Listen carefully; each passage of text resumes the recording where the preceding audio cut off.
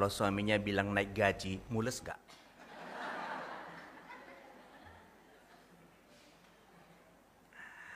Ya, satu tayangan yang baik sekali mengingatkan kita secara khusus untuk mendapatkan anak juga tidak mudah.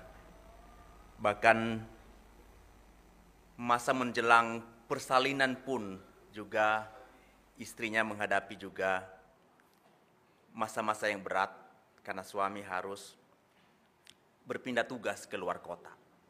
Nah, tentu ini sebuah penggambaran ketika Yesus lahir. Tidak mudah bagi Yusuf dan Maria. Tapi dalam masa-masa yang berat, penyertaan Allah luar biasa. Sekalipun sulit, tapi Tuhan menopang mereka sedemikian rupa. Bapak Ibu dan Saudara, salah satu fenomena yang terjadi akhir-akhir ini secara khusus mungkin bagi ibu-ibu muda. Di sini banyak ibu-ibu muda kan ya? Yaitu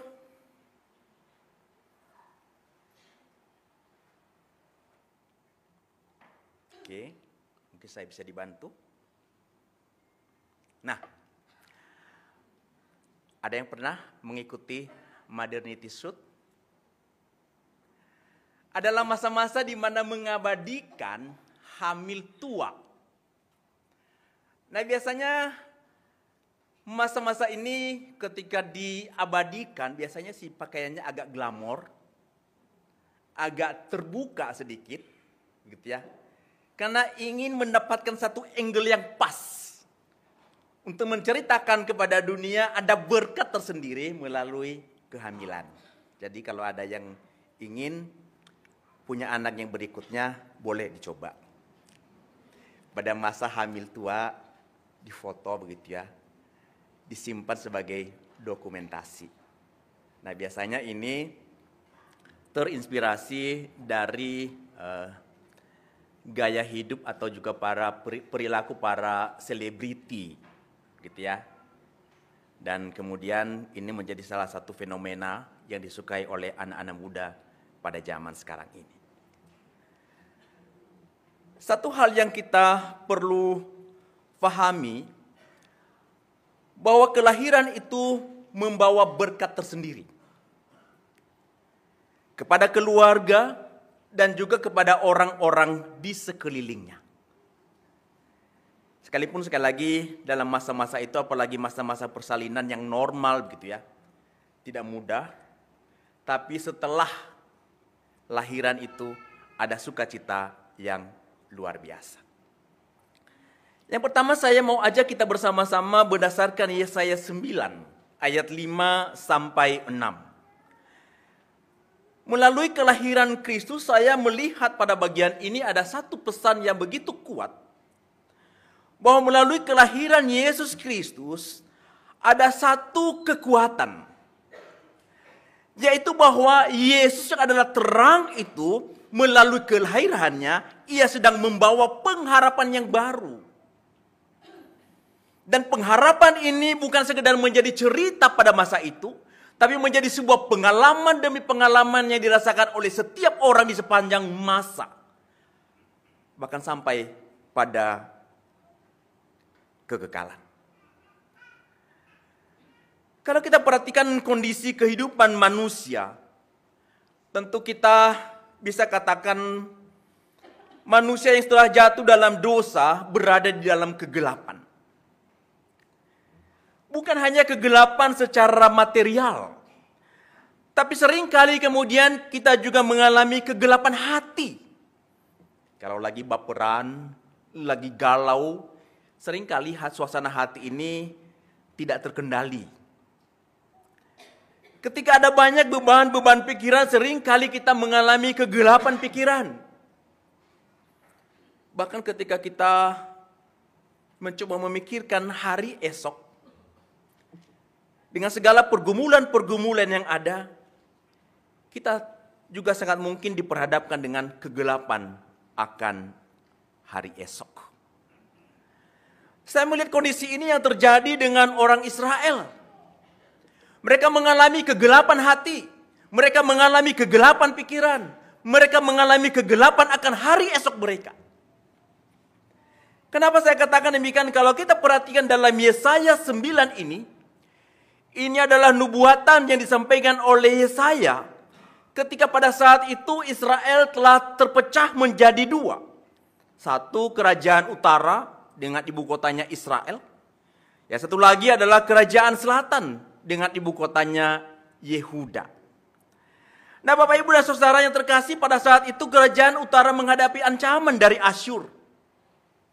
Asyur dikenal sebagai kerajaan yang kuat dan juga kerajaan yang agresif.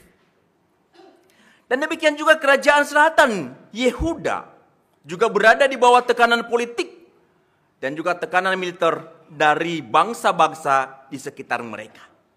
Tentu ini menimbulkan kegelapan tersendiri bagi mereka. Hati mereka, pikiran mereka, bahkan hari esok mereka menjadi gelap karena berada di bawah tekanan. Belum lagi Bapak Ibu dan Saudara, kalau kita perhatikan bagaimana kondisi moral, bagaimana kondisi spiritual, bagaimana kondisi ibadah mereka pada saat itu. Saya pikir ini adalah masa-masa di mana mereka mengalami penurunan spiritual yang luar biasa, anjlok, merosot luar biasa. Sehingga sangat mungkin saya katakan bahwa ini adalah bagian di mana kegelapan paling gelap dalam perjalanan hidup mereka. Secara politis, militer, mereka mengalami masa-masa yang gelap. Relasi mereka dengan Tuhan juga berada dalam masa-masa yang gelap. Tidak ada pengharapan. Dalam kehidupan sosial di tengah-tengah masyarakat. Kalau kita perhatikan apa yang dituliskan oleh Nabi Yesaya di sepanjang kitab Yesaya. Begitu banyak penindasan-penindasan terhadap kaum lemah yang dilakukan oleh bangsanya sendiri. Sehingga menurut saya semuanya menjadi gelap. Dalam kondisi inilah sekali lagi Yesaya 9 ini disampaikan. Melalui Yesaya 9, kalau kita perhatikan dari ayat 1 sampai ayat 2, di sana berbicara hadirnya terang di tengah-tengah kegelapan itu. Lalu ayat 3 sampai ayat 5 berbicara tentang kemenangan besar dan sukacita. Dan ayat 6 sampai ayat 7 berbicara tentang anak yang akan lahir akan menjadi pemimpin. Apa yang kita lihat pada bagian ini? Yang kita lihat pada bagian ini adalah pengharapan demi pengharapan kemudian dihadirkan oleh Allah. Ketika mereka sedang mengalami kegelapan, ketika mereka mengalami keterpurukan yang luar biasa, Allah kemudian menjanjikan kepada mereka melalui nubuatan ini, Allah akan menghadirkan pengharapan kepada mereka. Di tengah-tengah keterpurukan mereka, baik secara sosial, ekonomi, bahkan secara spiritual. Kalau kita perhatikan pada bagian ini, Allah menjanjikan kepada mereka kekuatan musuh, Asyur dan bangsa-bangsa lain akan kemudian diubah. Dan saya menamakan itu sebagai negative peace, di mana tidak ada ancaman, tidak ada perang. Namun saya mau beranjak lebih daripada negative peace. Bukan sekedar tidak ada perang. Bukan sekedar tidak ada kemerosotan. Tapi kemudian pada bagian saya melihat Tuhan mau mengangkat mereka untuk melihat bukan sekedar negatif peace-nya, tapi positif peace. Kedamaian bukan karena tidak ada perang. Kedamaian bukan karena tidak ada kesulitan. Tapi kedamaian yang dimana Allah hadir dalam hati mereka. Sehingga hati mereka yang gelap kemudian diterangi oleh Allah itu sendiri. Hati mereka yang dipenuhi dengan berbagai pergumulan-pergumulan, Allah hadir kepada mereka sehingga ada pengharapan. Mereka berani menapaki jalan hidup mereka. Kalau kita perhatikan negatif peace ini, saya teringat peristiwa pada Perang Dunia I. Perang Dunia I pada tahun 1914. Yang saat itu sedang terjadi perang dunia, ada blok sekutu yaitu Inggris, Prancis dan Rusia. Lalu kemudian berhadapan dengan blok sentral yaitu Jerman, Italia, Austria, Hongaria. Mereka berperang. Lalu kemudian ketika mereka berperang secara khusus pada bulan atau pada malam Natal. Tiba-tiba kemudian tentara Jerman ini menyanyikan lagu ini. Nah, bagi Bapak Ibu, oma-oma yang fasih bahasa Jerman mungkin bisa melafalkannya dengan baik. Tante bagaimana melafalkannya? Stille Nacht, heilig Nacht. Kalau bahasakan dalam bahasa Inggris biasa kita dengar Silent Night.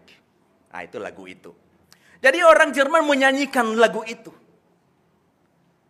Lalu lagu yang sahdu pelan-pelan itu kemudian tentara sekutu Inggris, Prancis dan Rusia mulai kemudian mencoba menajamkan telinga mereka. Dan mereka tahu itu lagu Silent Night. Dan itu dalam versi bahasa Jerman. Lalu mereka mencoba melihat, tentu ada sebuah rasa takut. Jangan-jangan ini hanya siasat untuk kemudian didor begitu ya. Tapi kemudian tentara Jerman ini mereka keluar dari parit-parit persembunyian mereka. Mereka melepaskan senjata mereka. Lalu mereka menyanyikan lagu ini. Dan mereka kemudian datang mau bertemu dengan pasukan Inggris, Prancis dan Rusia. Dan malam itu terjadi gencatan senjata. Lalu kemudian setelah terjadi gencatan senjata itu mereka bermain bola seperti ini. Mereka bertukar makanan, mereka bertukar rokok, mereka bertukar banyak hal. Mereka menikmati. Nampaknya ada pengharapan bukan?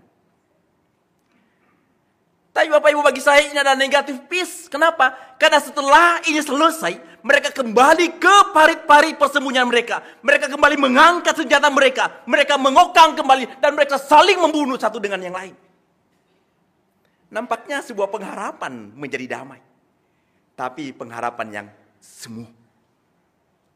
Negatif peace. Tapi malam Natal yang sesungguhnya bukanlah negatif peace. Tapi positif peace.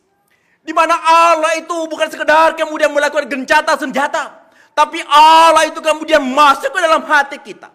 Ia mendrive sedemikian rupa. Ia menuntut sedemikian rupa. Bahkan kemudian memampukan kita melihat sesuatu yang jauh ke depan. Di luar atau melampaui dari akal kita. Itulah positif peace. Dalam bagian ini, di tengah-tengah kegelapan yang dialami oleh orang Israel. Yesaya 9 ayat 5 sampai 6 memberikan sebuah pengharapan. Tapi pertanyaannya adalah apakah betul ini adalah pengharapan yang pasti? Jangan-jangan ialah pengharapan yang semu seperti gencatan senjata tadi. Tapi kalau kita perhatikan pada bagian ini ada sebuah jaminan bahwa pengharapan yang dibawa oleh pribadi yang lahir itu adalah pengharapan yang pasti. Kenapa? Karena pada bagian dalam Yesaya 9 ayat 5 sampai 6 di sana dijelaskan siapa dia yang memberikan pengharapan itu. Di sana dikatakan bahwa pengharapan itu adalah dia seorang penasihat ajaib. Penasihat ajaib adalah orang atau pribadi yang mampu memberikan nasihat yang melampaui dari apa yang kemudian dilakukan oleh manusia. Ia bisa memberikan pertimbangan-pertimbangan yang ilahi melampaui dari segala pengalaman-pengalaman manusia. Bahkan pribadi yang disebut sebagai penasihat ajaib itu dikatakan dengan tegas sekali bahwa ia adalah Allah yang perkasa.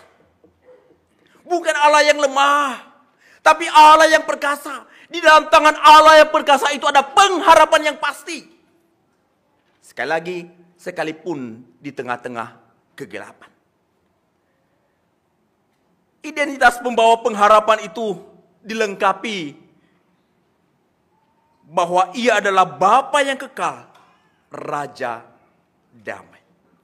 Bagi saya secara pribadi, 4 karakteristik pribadi ini cukup untuk menjelaskan bahwa pengharapan yang dia bawa itu pasti. Kenapa? Karena ini bukanlah pribadi biasa, bukanlah manusia pada umumnya. Pribadi itu adalah Allah sendiri.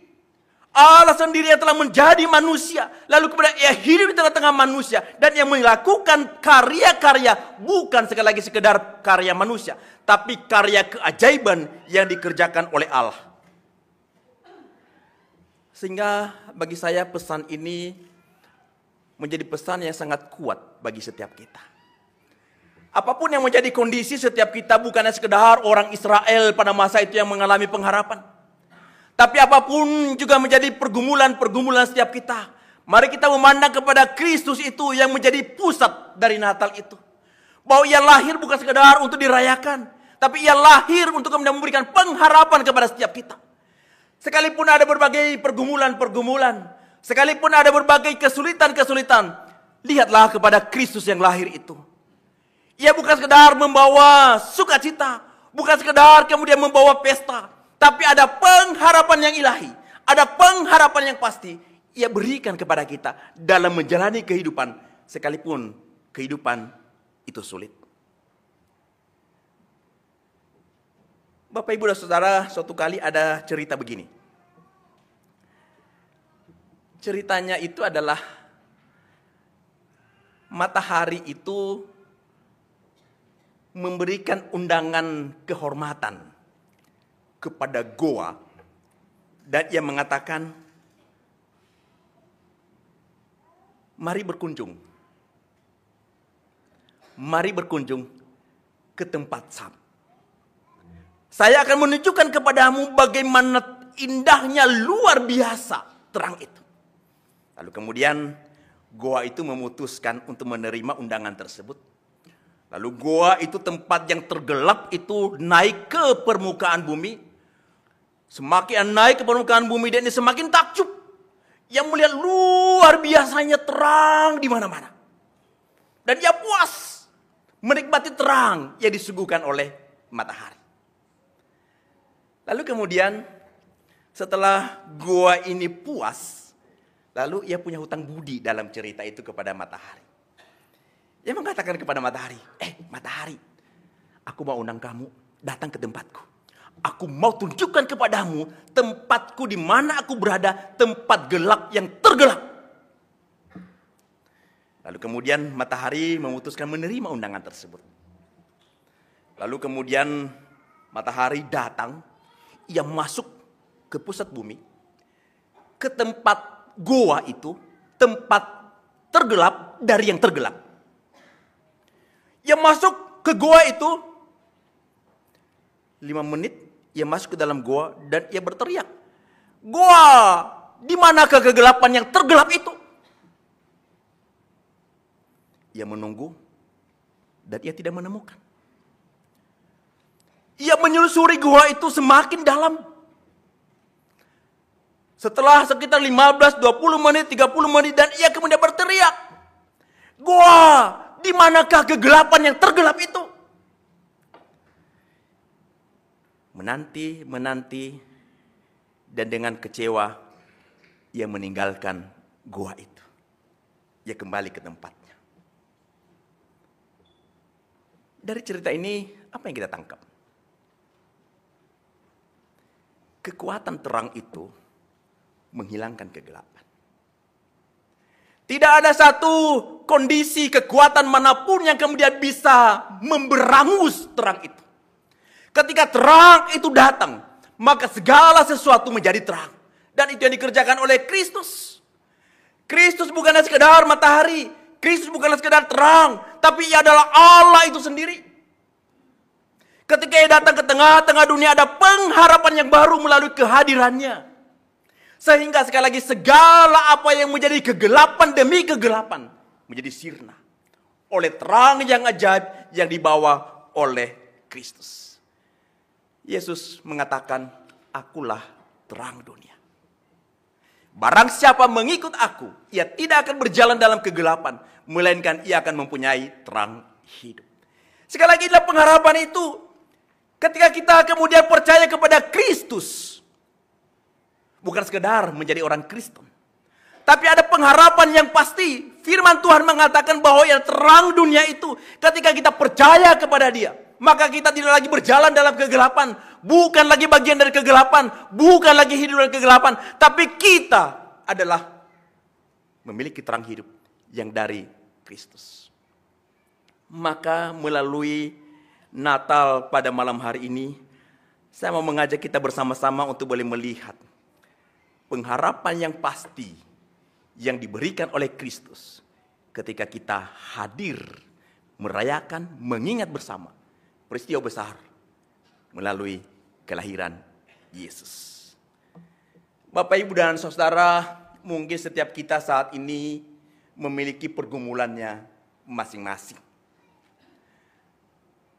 Ada mungkin yang bergumul dengan keluarga di sepanjang tahun 2024 ini. Dan merasakan keluarga berada di ujung tanduk. Hubungan suami dan istri tidak lagi kemudian berlangsung dengan baik. Tidak lagi harmonis. Bertemu bagaikan apa, Bapak Ibu? Kucing dan kalau kondisi begitu, adakah pengharapan? Saling menyalahkan, saling menyerang, adakah pengharapan? Masih maukah bertemu dengan dia? Di malam ini saya mau ngajak kita bersama, biarlah kiranya terang itu bukan sekedar dirayakan. Tapi biarlah terang itu kemudian memberikan pengharapan yang baru dalam kehidupan rumah tangga kita. Yang tadinya mungkin retak, bahkan berada di ujung tanduk. Biarlah kemudian disatukan kembali, dikuatkan kembali oleh terang yang ilahi yang datang dari Kristus itu melalui Natal pada malam hari ini. Jangan pulang dengan membawa kemarahan demi kemarahan. Jangan pulang membawa kesulitan demi kesulitan yang ditumpuk mungkin berbulan-bulan, bertahun-tahun. Biarkanlah kita merasakan pengharapan yang baru yang diberikan oleh Kristus itu. Sekali lagi, bukan hanya kepada orang Israel, tapi kepada setiap kita. Saya juga mengerti dalam masa-masa saat ini mungkin kita mengalami kesulitan ekonomi. Hari ini dolar berapa? 16.192.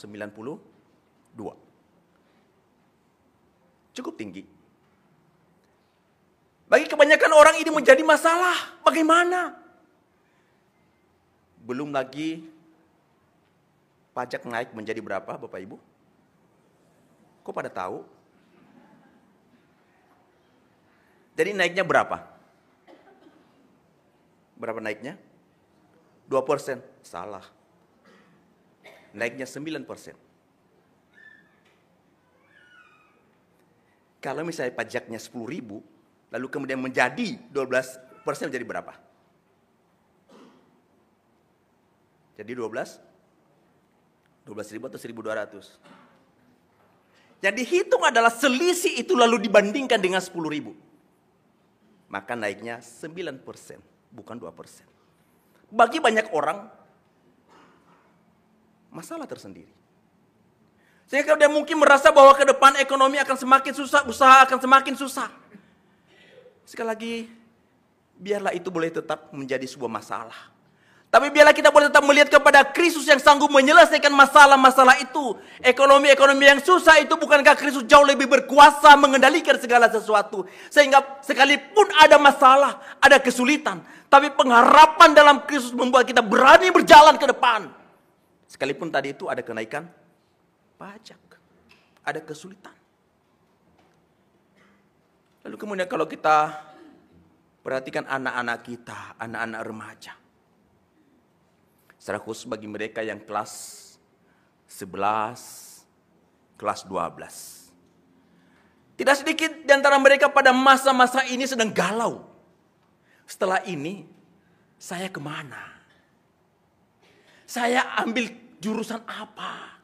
Saya kuliah di mana? Dan banyak mungkin yang kemudian menekan mereka, belum lagi kemudian memperhatikan sekeliling mereka, teman-teman mereka, dan mereka bingung sendiri, saya harus apa dalam masa-masa ini?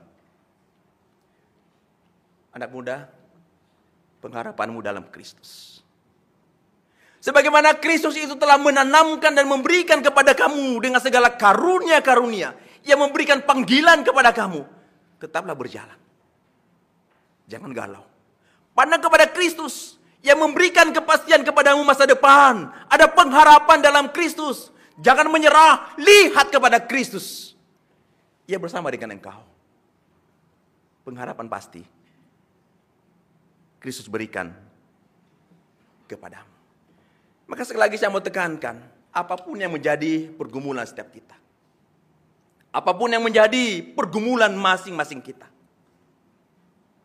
pandanglah kepada Kristus. Kristus lebih besar daripada kesulitan hidup. Kristus lebih besar dari keterbatasan kita. Bawalah segala sesuatu yang menjadi pergumulan itu.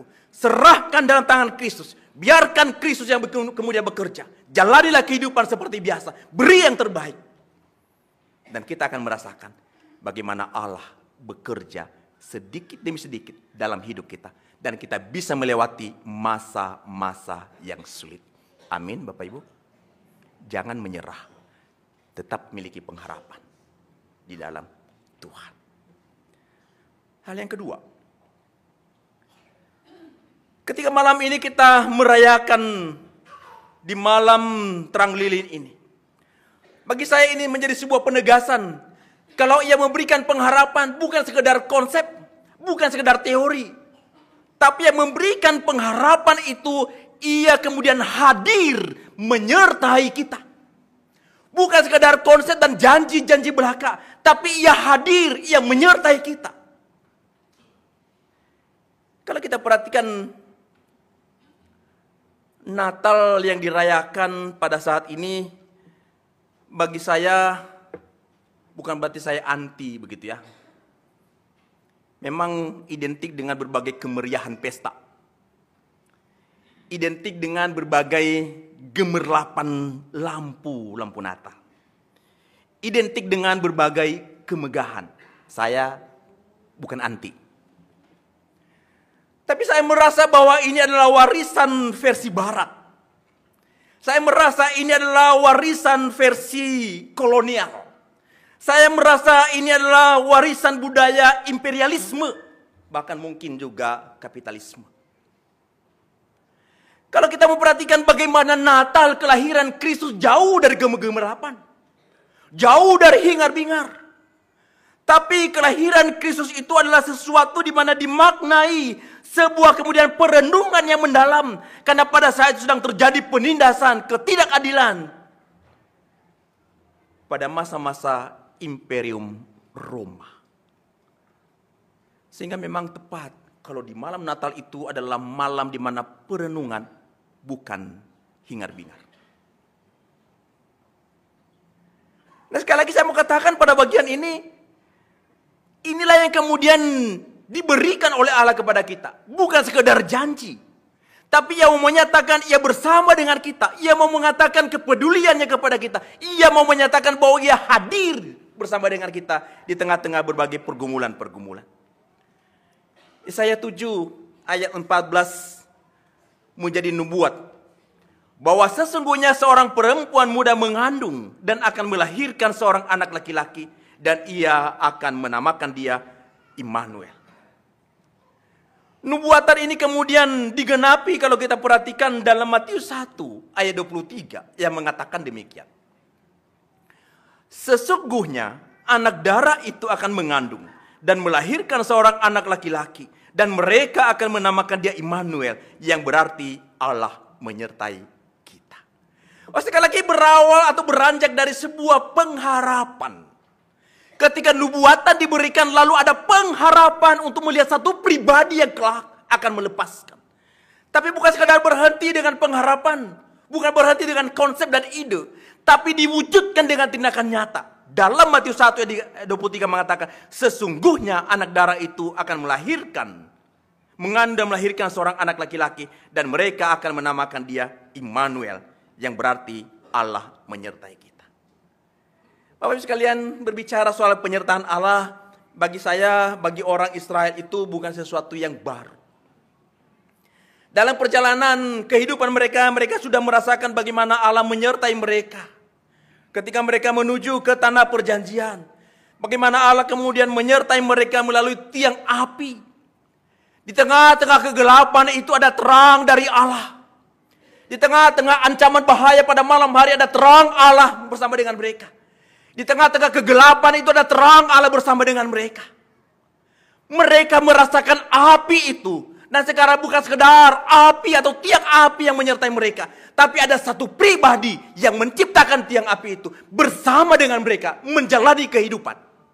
Inilah penyataan yang real, yang pasti di tengah-tengah berbagai pergumulan-pergumulan. Saya membayangkan yang dikerjakan Allah ini seperti ketika anak tersesat. Bapak Ibu pernah punya pengalaman anak tersesat? Pernah? Kami pernah punya pengalaman anak kami yang kedua Shannon hilang. Itu tahun berapa ya, sebelum pandemi. Waktu itu ada satu kesempatan ke Bangkok. Lalu saya nemani dia ke toilet. Setelah itu hilang. Dan saya gelisah luar biasa. Anakku di mana? Anakku, saya bertanya dan orang-orang kan saya ngomongnya Inggris Bojongkoneng. Dan orang Bangkok, dia saya juga nggak ngerti. Pokoknya pakai bahasa isyarat. Dan saya gelisah luar biasa, sana kemari nyari, nggak ketemu. Waduh, saya mau telepon, nggak bisa. Karena sinyal wifi itu hanya ada di saya. Isi saya nggak ada internetnya. Kalau posisi jauh, bagaimana saya bisa telepon dia? Gelisah luar biasa. Berjuang mencari. Akhirnya nemu juga. Nemu, dia udah sama maminya. Saya coba bayangkan kegelisahan yang dirasakan oleh Allah ketika kita tersesat. Apakah Allah kemudian lalu mengatakan, awas kamu tersesat dan kamu siap-siap menunggu hukuman karena engkau sudah menyimpang? Saya yakin Allah kita adalah Bapa yang begitu peka, yang peduli, yang hatinya betul-betul gelisah. Anak yang dikasihinya, anak yang kemudian dibentuk dengan gambar dan rupanya sekarang terhilang. Dan ia melakukan tindakannya besar. Ia mencari dan menyelamatkan. Seperti kita, orang tua yang mencari anak kita yang hilang.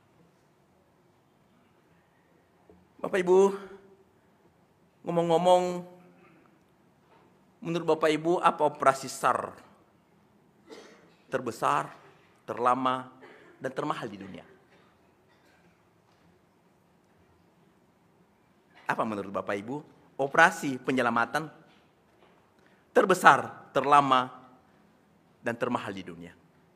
Mungkin Bapak Ibu mengatakan, itu adalah ketika terjadi tragedi kapal Titanic tahun 1912. Di mana pada saat itu mereka sudah berusaha menyelamatkan sekitar 700 orang. Itu terbesar. Lalu juga mungkin orang mengatakan bahwa yang terbesar yang lain adalah ketika terjadi tsunami di Samudra Hindia pada tahun 2004. Di mana pada saat itu menimbulkan kematian sekitar 230.000 orang mati. Dan itu mungkin juga salah satu peristiwa operasi SAR terbesar. Lalu apa yang terlama? Apa yang terlama? Mungkin kita mengatakan operasi SAR terlama adalah pencarian pesawat Malaysia Airlines MH370. Peristiwa terjadi pada tahun 2014 dan sampai hari ini belum ditemukan. Sudah berapa tahun Bapak Ibu? 10 tahun dan masih dicari. Terlama saya pikir. Lalu apa yang termahal? Mungkin operasi SAR termahal itu adalah penerbangan Malaysia Airlines juga saya pikir. MH370. Kenapa saya katakan demikian? Karena biaya sudah dihabiskan sebanyak 160 juta US dollar. Kalau saya kalikan 16.000 artinya 2,5 T. 2,5 triliun sudah habis untuk pencarian MH370. Namun pertanyaan saya, apakah betul itu yang terbesar, terlama, dan termahal? Bagi saya ada yang jauh lebih besar daripada itu. Ada penyelamatan yang lebih lama lagi. Dan juga ada penyelamatan yang termahal. Yaitu adalah penyelamatan dikerjakan oleh Allah sendiri. Ketika Ia mencari saya, mencari engkau, dan mencari banyak orang. Itulah syarat terbesar. Itulah syarat terlama. Dan itulah syarat termahal di dunia. Lebih daripada sekali lagi mencari pesawat yang hilang. Atau operasi Titanic.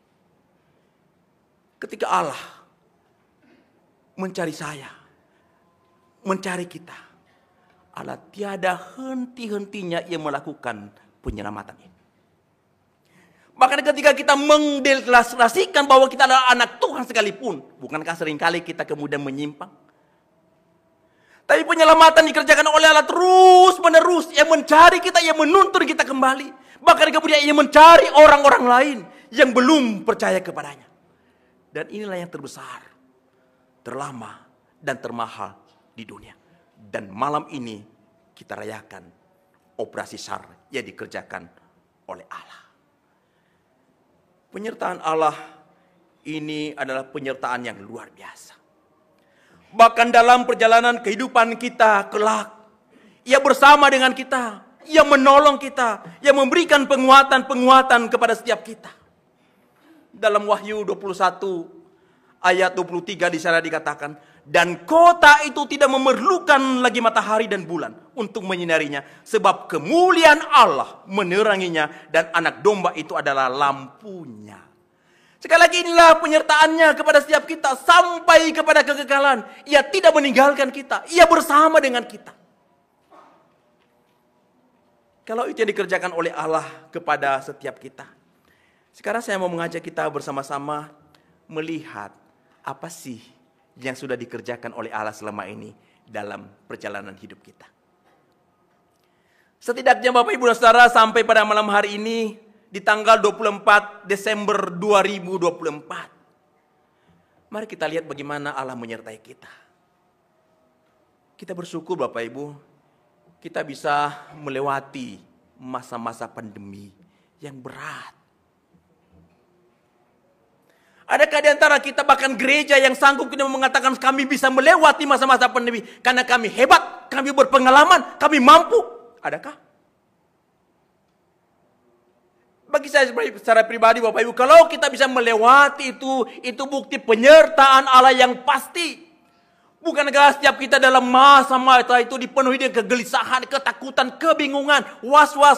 Bahkan orang di sekitar kita, bahkan mungkin pasangan kita, seringkali dalam tanda kutip menjadi ancaman. Jangan-jangan dia bawa COVID. Batuk dikit, nah kayaknya ada batuk. Orang udah curiga, COVID ya. Seringkali orang di sekeliling kita menjadi ancaman. Tapi lihat, penyertaan Tuhan itu pasti. Ketika anak saya Shannon kena COVID, dan dokter mengatakan positif, lalu ada anak satu lewat dan mengatakan, jangan lewat, di situ ada yang COVID. Anak saya nangis, nah saya datang sama papi ada di sini. Papi tidak pakai masker. Kalau kena COVID kita sama-sama. Puji Tuhan, saya nggak kena COVID tuh.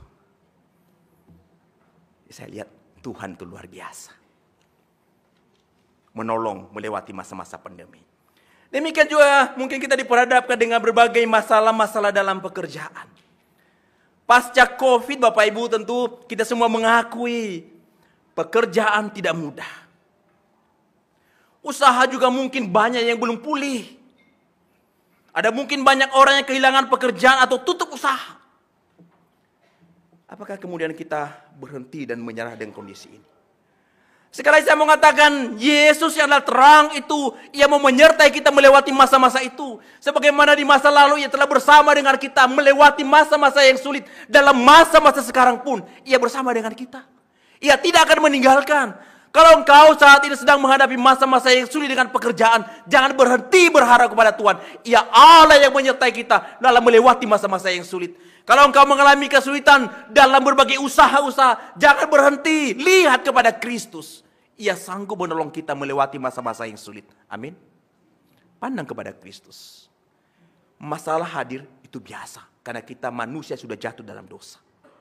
Tapi Allah tidak pernah berdosa. Allah tidak punya kelemahan. Ia bersama dengan kita. Dan biarlah kekuatan yang dasar dari Allah itu boleh kemudian menopang kita dalam menjalani masa-masa sekarang ini.